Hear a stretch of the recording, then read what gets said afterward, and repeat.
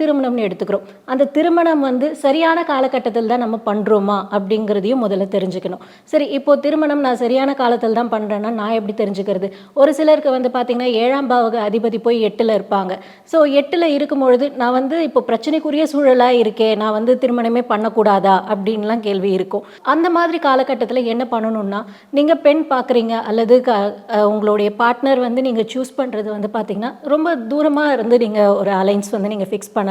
இப்போ உதாரணத்துக்கு வந்து பார்த்தீங்கன்னா 7, 12 ஆதிபத்தியம் ஆகுது அப்படின்னா, அந்த கணவரோ அல்லது மனைவியோ உங்களுடைய பார்ட்னர் வந்து பார்த்தீங்கன்னா, ரொம்ப அந்த வெளியூர், வெளிநாடு சார்ந்தவங்களா இருக்காங்க அப்படின்னா, உங்களுக்கு அந்த பார்ட்னர் வந்து பார்த்தீங்கன்னா, உங்களுக்கு ஈக்குவலா இருப்பாங்க. அல்லது நீங்க வந்து ரொம்ப கிட்டவே பார்க்குறீங்க அப்படின்னா, ரொம்ப ஃப்ரீக்வென்ட் ட்ராவல் பண்ணுறவங்களா இருக்கணும்.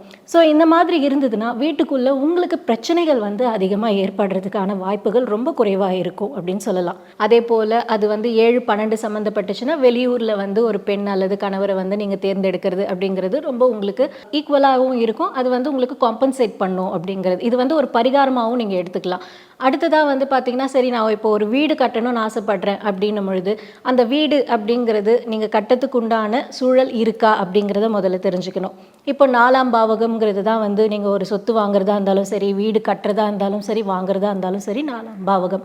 ஸோ இந்த 4ஆம் பாவகம் உங்களுக்கு நல்ல அமைப்பில் இருக்கா அப்படிங்கிறத நீங்கள் தெரிஞ்சுக்கணும்.